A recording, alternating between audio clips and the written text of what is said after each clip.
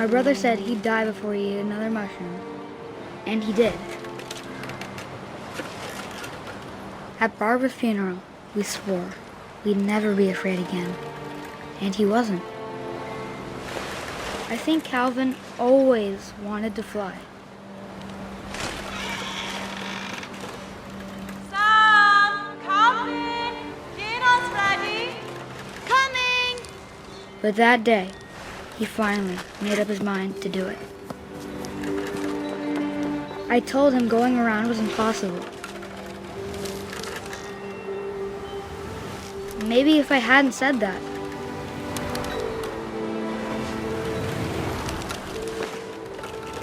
Alvin, I'm not gonna tell you again. maybe if the wind hadn't picked up, then maybe he'd still be here. But I doubt it. I think he'd already made up his mind. That's what I want to remember about my brother.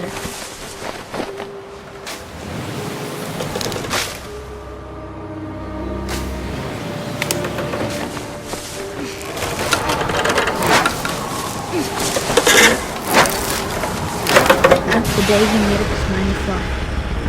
And he did.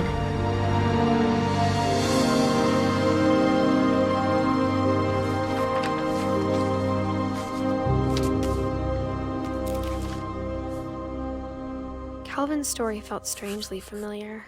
When I was younger, I remember trying to do the exact same thing.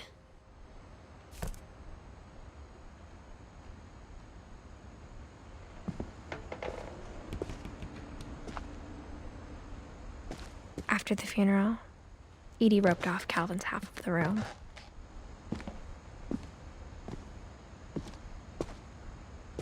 Mom said Grandpa Sam enlisted at 18 and never set foot in the room again.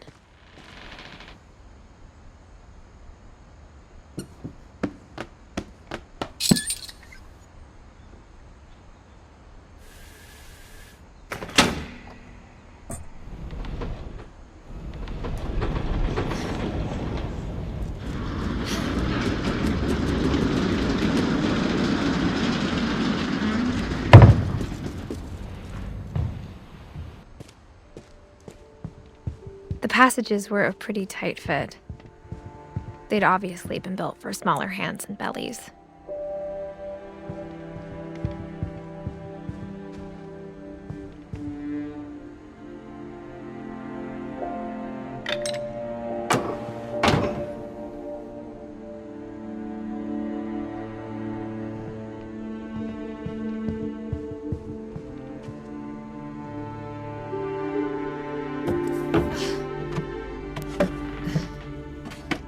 Growing up, I always thought of Barbara as a child star.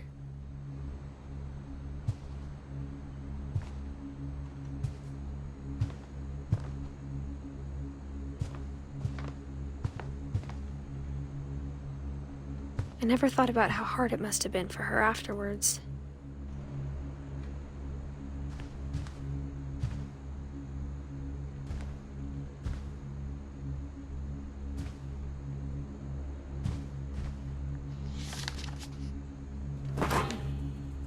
Of all the stories people wrote about Barbara's death, I'm surprised Edie saved this one.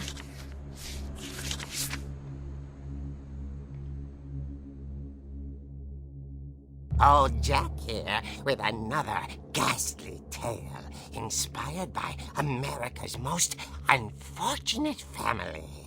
I'm calling it The Surprise Ending of Barbara Finch. As a child star, Barbara was famous for her scream. Now at 16, she was all washed up. A has-been.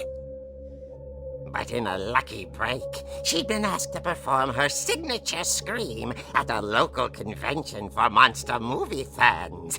It was just the boost her career needed. Unfortunately, her scream hadn't aged well. Getting better. I think you just need the right motivation. her biggest fan and current boyfriend, Rick, was about to demonstrate when... Now that was a great scream. It was Barbara's father, Sven. He'd slipped into a table saw and had to be rushed to the emergency room. So Barbara got stuck babysitting her youngest brother, Walter. Her convention comeback was cancelled. Okay, I'm hearing frustration, but I'm not hearing terror. What if I tried... A gang of hoodlums in Halloween masks have been terrorizing Orcas Island tonight. Police are urging residents to... That came from the basement. You're right! Also, I loved your delivery on that. Why is your basement door locked? Because my dad likes making puzzles and secret passages. There's a key hidden in the music box. The secret is to keep winding and winding until finally the key pops out. Thanks, babe. I'll be back in a sec. 20 minutes later, Rick hadn't returned. So Barbara went to look for him, right on cue.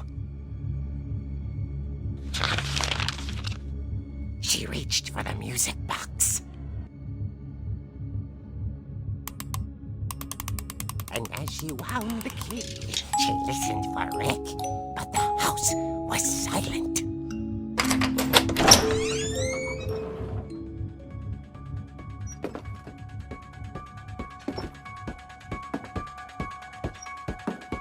She found Rick's crutch and imagined the worst.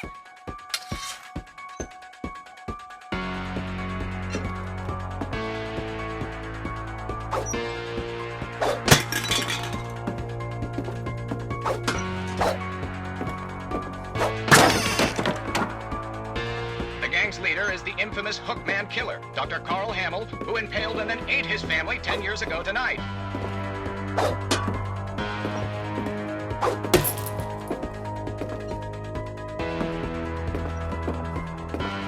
The old fridge rattled and grew still.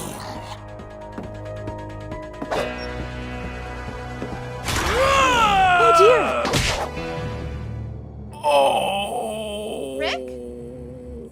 Barb, relax. I was just trying to scare you to help you find your scream. Well, I'm not scared, Rick. I'm furious. Then act furious. All I'm getting from you now is that you're hurt and confused and you're... She threw him out, but she kept a little something to remember him by. Barb, have you seen my other crutch? And she was still holding it when she fell asleep watching the Late Late Picture Show. Hours later... Barbara! Walter, what's going on up there? Ah! Okay, I'm coming up, but if this is a trick, you're dead, Walter.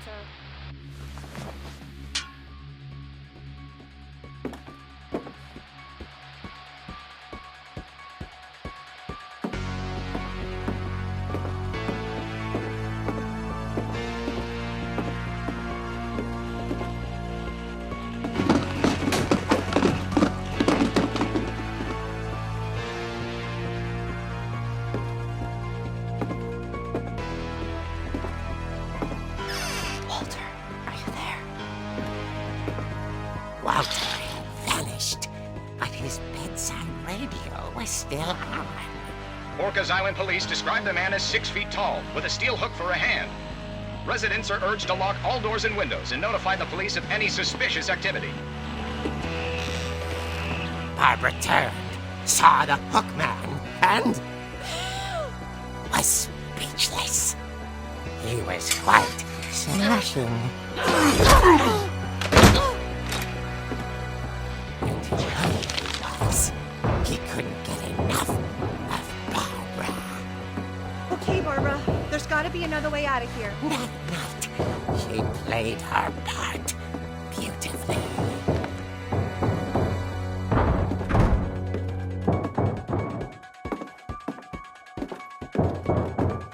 Molly's door hadn't been opened in years. The hinges groaned. He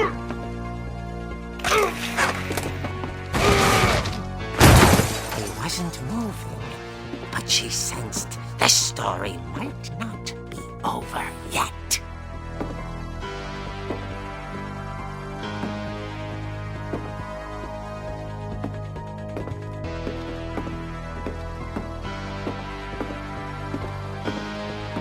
The hookman had vanished. She listened for his breathing, but all she heard was...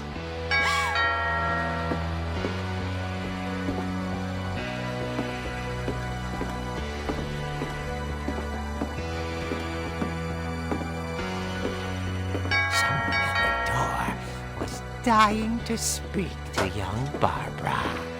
At the door, she heard whispering. It was coming from inside the house.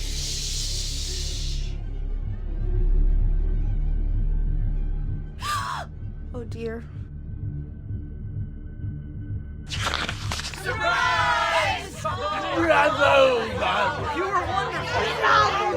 The monsters had come to surprise her. For Barbara, it was a dream come true. Then she saw what kind of monsters they were, and she realized what was about to happen. She was going to be famous. And with her final breath, Barbara Finch gave the performance of her life.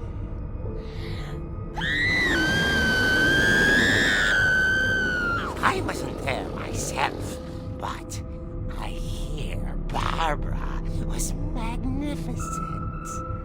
Poor girl. She had a taste for stardom. But unfortunately, so did her fans. Of course, the police blamed it all on poor Rick, who disappeared the same night. And little Walter? Hiding under his bed the whole time. He took it all pretty hard, but that's another story. As for Barbara, tucked inside the music box is all they ever found of her.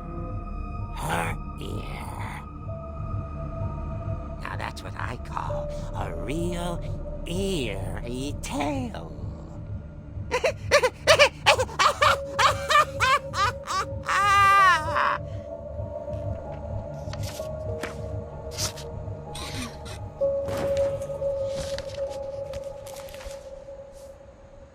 Edie told me all Barbara wanted was to be remembered, as absurd as that comic was. Maybe what Edie saw was a happy ending.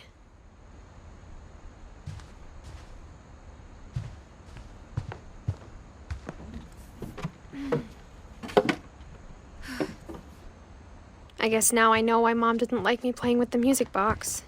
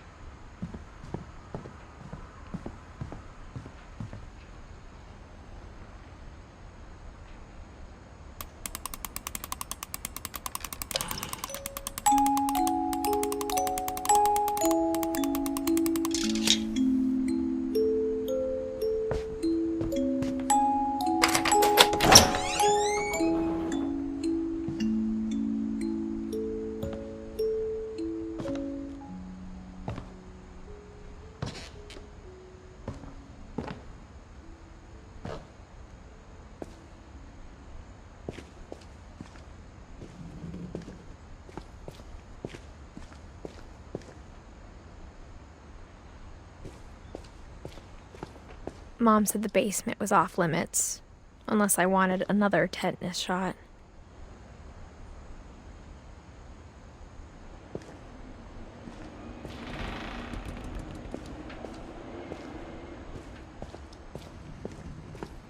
I saw Edie sneak down to the basement once, carrying packages. I thought maybe she was hiding presents.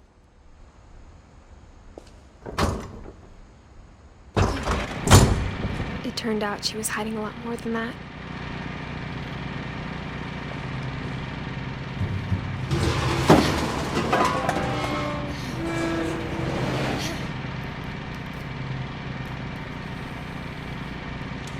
I remember asking Mom once about where Walter had gone. She said after Barbara died, he got as far away as he could. If there's a pattern in all these stories,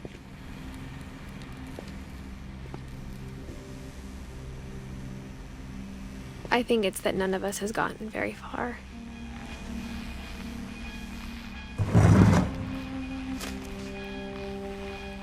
Goodbye, everyone. I can't believe I've been down here for 30 years. On that first day, after the shaking started, I didn't think I'd survive a week.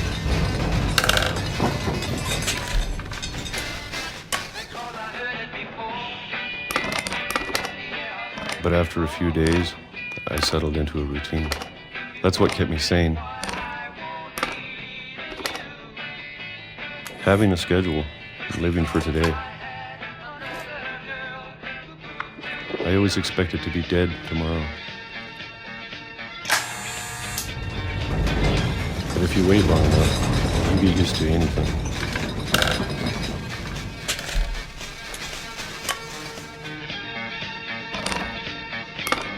Even a monster on the other side of the door starts to feel normal. Almost friendly.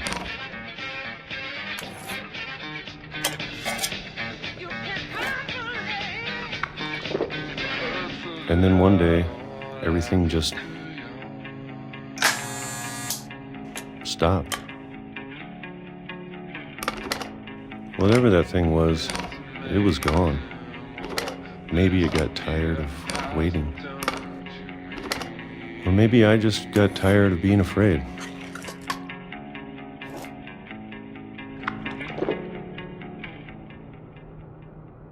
It's been a week now, the longest in 30 years.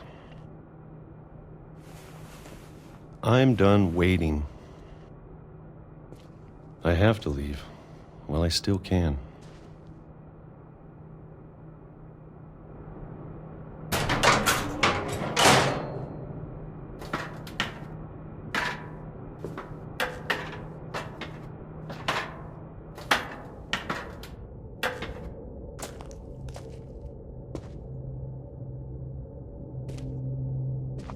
I know it's out there, somewhere. Whatever killed Barbara and Molly and Calvin. Maybe this is all a mistake. But I need to stop living the same day, even if it kills me.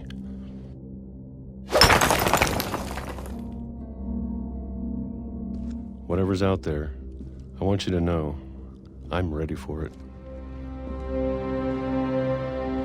I'm going to appreciate all of it, especially the food. I don't mind if I only have a year left, or a month, or a single week. I'd be happy with one new day. I can already imagine the sun on my face.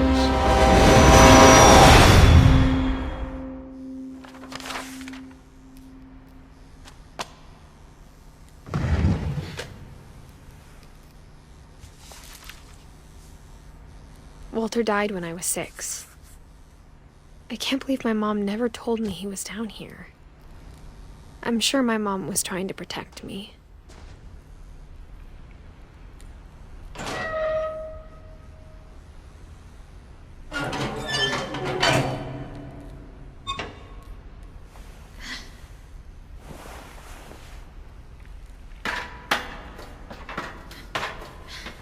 Maybe she was afraid I'd end up like Walter. But if she never told me about an uncle under the house, I can only imagine what else she was hiding. I don't want to make the same mistakes she made.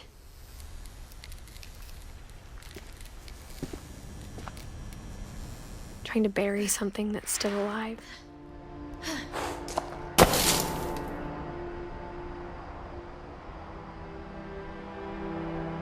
Now that there's only one of us left, or maybe two, I thought it was time I heard the stories for myself and found out what happened to everyone else. But now I'm worried the stories themselves might be the problem. Maybe we believed so much in a family curse, we made it real.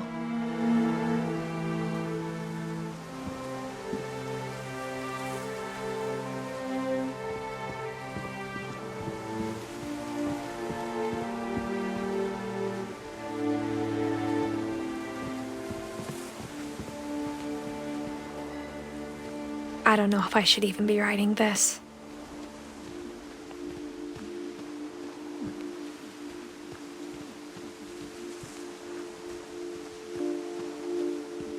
Maybe it'd be better if all this just died with me.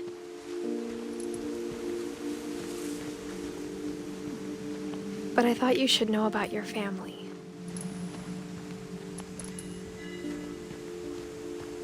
And the history you're a part of.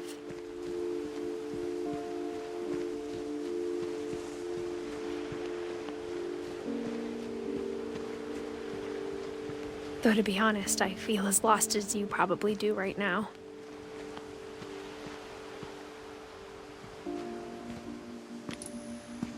I think the people in these stories believed them, for what that's worth.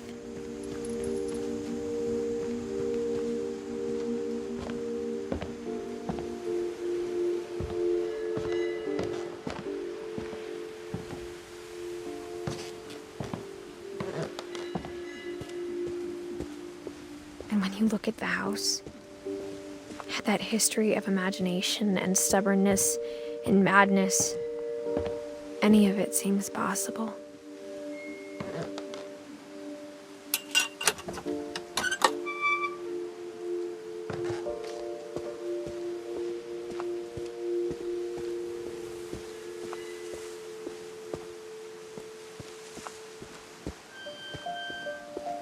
I think we've been surrounded by death for so long, we've just gotten used to it. What kind of family finishes building a cemetery before starting the house?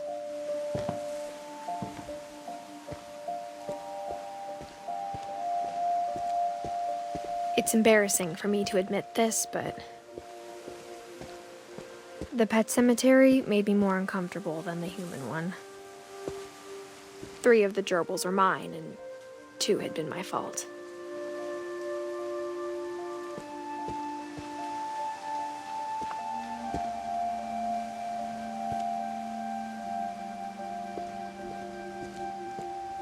Sven built the house, but it was Edie who designed the cemetery.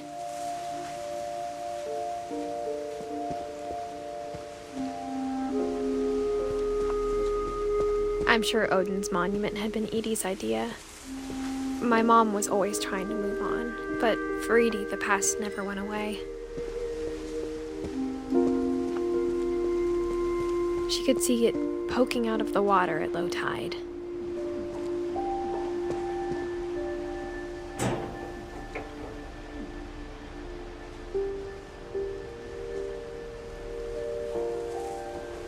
Edie said she dreamed about the old house every night.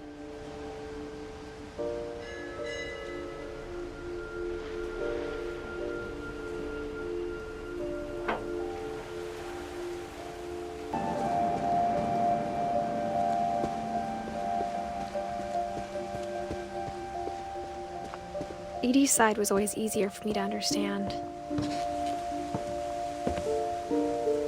But the older I get, the more I can see where my mom was coming from. Her dad had been pretty strict, but it wasn't enough to save her brothers. She was just trying to do better.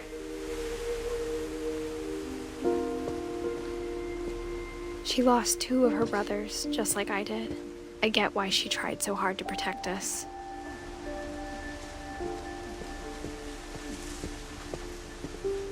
There's so many things I wish I could ask my mom now. Part of me thinks this is what she wanted all along. For me to come back someday and find everything out for myself.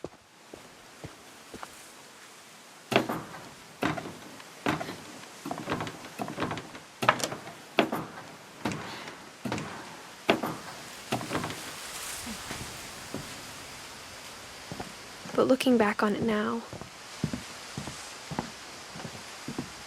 if she told me there was going to be so much climbing, I never would have come when I was 22 weeks pregnant.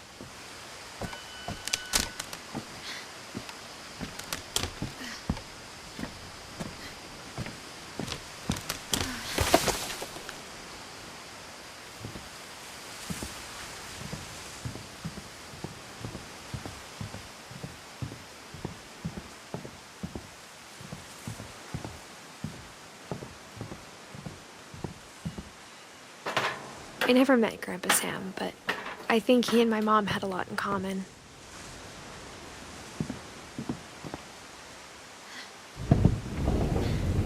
They were both pretty intense.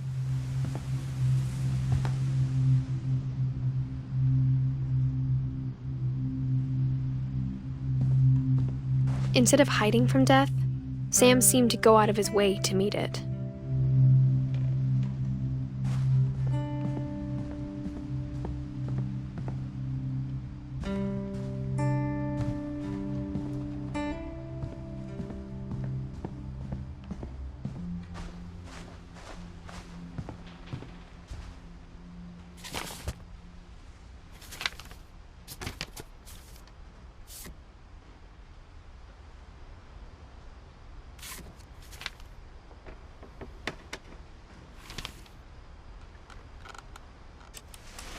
Dawn, I promise, you'll never forget this weekend. Yes, sir. These memories are gonna last a lifetime.